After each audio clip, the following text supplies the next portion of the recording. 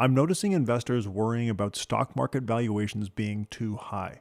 When stock market valuations are higher, expected future returns are lower. Lower future returns can show up slowly over long periods of time, or they can show up quickly with a stock market correction.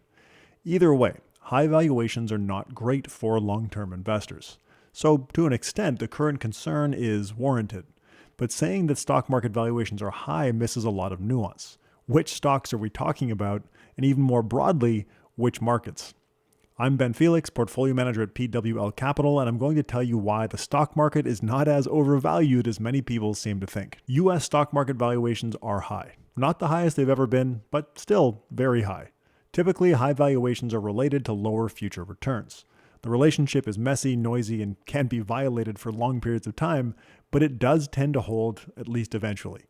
High valuations have preceded major crashes in the United States and in other markets. The Shiller Cyclically Adjusted Price-Earnings Ratio, or CAPE, the ratio of stock prices to smooth 10-year real earnings, reached peaks in 1929 and 1999 in the US, followed by major crashes. Valuations in Japan got outright ridiculous in 1990, leading up to a crash that the Japanese stock market is still recovering from more than 30 years later. There are good reasons to be worried about current valuations, which are hovering around the level that preceded the 1929 crash.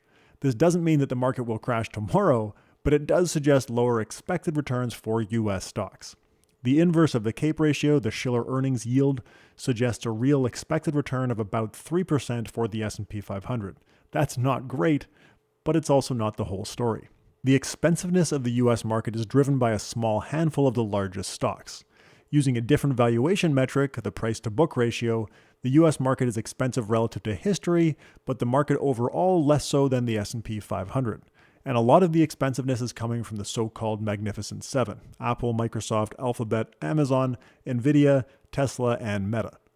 Value stocks, the stocks in the market with relatively low prices compared to fundamentals, don't look all that expensive. In many of the historical periods where stocks with high prices have gone on to have long periods of poor performance, value stocks, stocks with low prices, have typically performed much better. For the 10-year period ending February 2010, the S&P 500 index lost an annualized 0.31%, the Nasdaq 100 lost an annualized 7.86%, and the MSCI US Investable Market Value Index returned an annualized 4.56%. The single worst time to retire in US stock market history was December 1968. From then until January 1984, the S&P 500 gained an annualized 7.24%, not bad, but barely beat inflation, which ran at an annualized 7.22%. US large cap growth stocks returned an annualized 5.54%, losing a ton of purchasing power over that period. Over the same period, the dimensional US market-wide value index returned 12.31% annualized. A more extreme example is Japan. From 1990 through December 2023, the Japanese stock market, measured by the dimensional Japan market index, delivered an annualized return of 1.22%, obliterating the purchasing power of an investor in Japanese stocks. Japanese growth stocks fared even worse, losing an annualized 0.73% over this period. Over the same period, Japanese value stocks returned 4.27% annualized. The point I'm trying to make is that while the valuations in some parts of the US market are currently high, the whole US stock market does not have high valuations. Tilting away from US growth stocks toward US value stocks, which is what ETF providers like Avantis and Dimensional Fund Advisors do, makes valuations less concerning. The other thing to consider is that while the US market is expensive, the US is not the world. International developed and emerging market stocks have much more attractive valuations than the US. US stocks look invincible right now after years of dominance over international stocks, but a lot of those excess returns have come from rising valuations.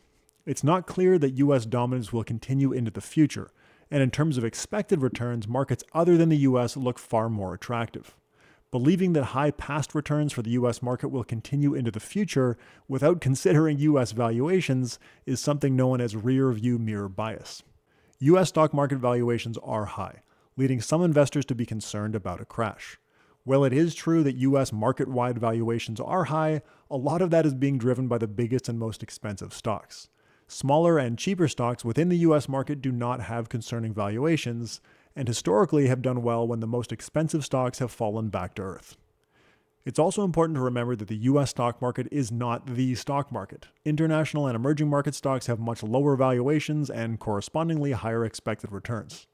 A US investor with a value tilt or a globally diversified investor have fewer reasons to be concerned about high valuations.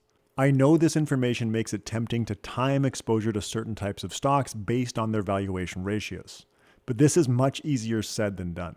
Timing approaches, including using valuation ratios, rarely generate reliably positive excess returns relative to just staying invested. For timing strategies that do work, they're typically highly sensitive to the time periods and strategy design being tested. Simply staying invested in a broadly diversified portfolio with exposure to multiple priced risks is more effective than attempts at timing them. Thanks for watching. I'm Ben Felix, Portfolio Manager at PWL Capital. If you're in Canada and want to learn more about how PWL approaches portfolio management and financial planning, you can book a meeting with us below.